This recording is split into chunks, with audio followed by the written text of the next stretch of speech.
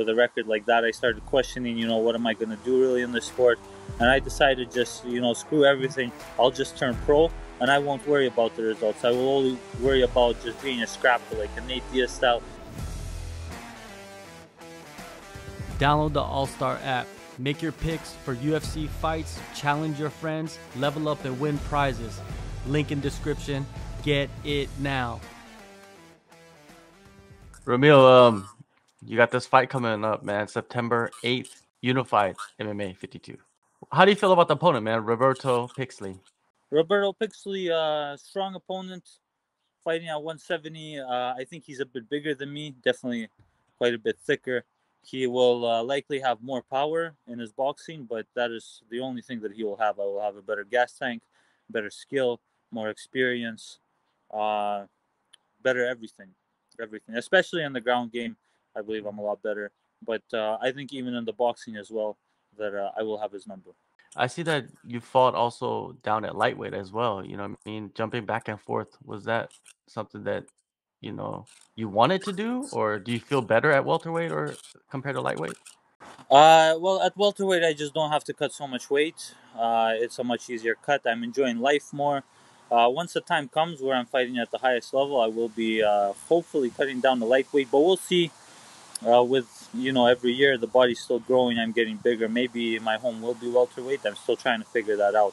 But I know at lightweight, at the moment, I can take probably, I would say, the bottom half of the UFC roster. I can beat them. What is life is a little bit better to you? You mentioned that earlier about not cutting down to 155. A lot of fighters, they will understand that when you're having big weight cuts for about 8 weeks, life is just miserable. You're kind of in a semi-depressed state. Nothing gives you enjoyment. You're always hungry. On top of that, you have to train. On top of that, you realize you're going to have to make weight and dehydrate. And, a win is not even guaranteed. That is just for the opportunity to compete. And all of these things, your hormones are messing with you. And it's just, life is miserable for 8 to 10 weeks when you're cutting that much weight. There you go. Hey, nobody wants to go through that. Nobody. You know what I mean? No, if you can help it, and if opportunity allows, I would rather fight at a higher weight class, but that's not always the case. All right. I wanted to rewind back a little bit and talk about your amateur MMA career. You took quite a few fights at the amateur level. You won some, you lost some. How was it experiencing like every emotion of fighting without have to worry about, affecting your record? Because when you're an amateur, you don't have to worry about your record. When you're an amateur, everyone says that you don't have to worry about the record, but it still matters a bit to you when you're in there. That is what you have to show for yourself, for all the effort that you put in.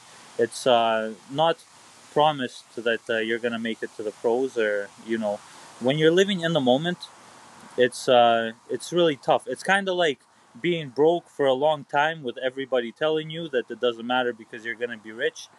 But, while you're broke, it sucks. In the amateurs, yeah, I took a lot of fights. The losses stung. The losses stung for sure, but that's what helped me learn so much in my career. The losses, not all of them were fair, but not everything, especially in MMA, is fair.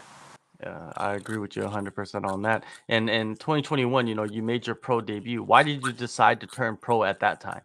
My last amateur fight, I was paying my way to go to Montreal. I wasn't so happy with how it went. It was a very close fight. In his hometown, he won. In my hometown, I probably would have won. I still, in my mind, believe that I won it a little bit more than he did, but it is what it is. After that, after that experience, I was left a little bit with a bad taste in my mouth. And I just said, man, afterwards, my record took a turn in the amateurs that I never thought I would be 6-4 with a record like that. I started questioning, what am I going to do really in this sport? And I decided just, screw everything. I'll just turn pro and I won't worry about the results. I will only worry about just being a scrapper, like a Nate Diaz style. Even if I have a horrible record, I'll just take the fights where I'm a dog. I'll be a dog. I'll take the pain that comes with it. And I'll just be, a juggernaut, like almost like a suicide bomber. I'll just go in and not care what happens to me at all. And that showed in my first pro fight, my professional debut. I was brought in as an underdog against Tyrell, who had just knocked out a TriStar product in 30 seconds. I came in there with just the mentality that no matter what happens, even if he wins, I'm just going to hurt him a whole lot. And I successfully carried that through quite a few of my performances. And here I am at 6-0 now. Yeah, yeah, you definitely carried it throughout a lot of the performances. Were any of those performances or those training camps particularly hard? You know, you learned a lot from going through some adversity You mean in the amateurs or in the pros? in the pros. In the pros, I had every single training camp. I just get better. You know, it's like a tree with branches. I branch out more in towards the directions that I choose to take, whether it be striking or it be grappling, wrestling. The only real training camp that stuck out to me would probably be last year when I went to Vegas, when I fought for Absolute MMA for Chris Allard. I had a great training camp there. It's not so much the skills that I picked up there, but gaining the confidence. And that is probably the moment in which I realized that I can go far in the sport. Once I sparred with big names out there, I realized that this path, this journey, it is still very fragile.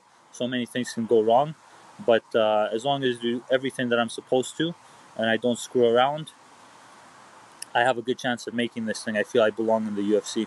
Training camp for this upcoming fight. Where did you split your time?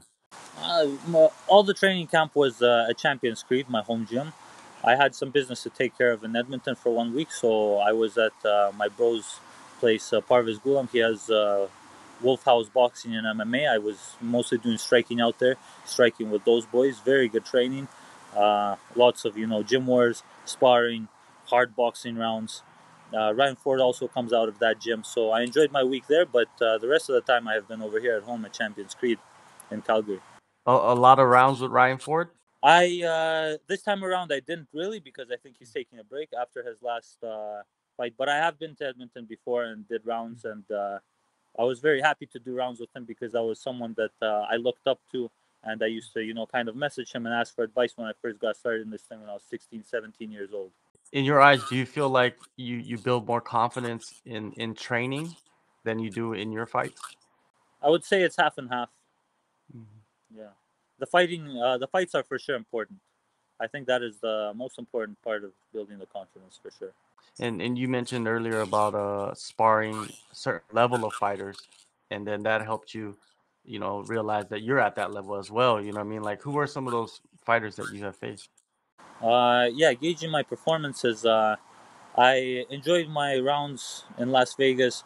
Probably the biggest eye opener was when I did. I don't want to. It's just training, right? But I had a very good sparring session with Arman Sarukian in. He's top 10 in the UFC. Now, granted, we sparred boxing. He is a bit more of a grappler, but I was very happy with my performance there. Uh, who else? There was a few more sparring partners that are lower UFC level but are doing well for themselves in the UFC, that were at Extreme Couture or when I would be at the UFC Performance Institute sparring those guys trying to get rounds. And not every time the sparring sessions were so safe. Very often they turned into very competitive wars. I especially enjoyed my time sparring the Brazilians at Extreme Couture. I felt that I really feel like they're there for war. This is their only way out of their, you know, poor, rundown lifestyle, and it felt like I was the only thing standing in between where they are now and the future, where the future could be bright. I felt like I was the obstacle there, and it was very, very hard rounds. Yeah, definitely. You do need those for sure. And you know, you represent Kazakhstan. When did you end up going to Canada?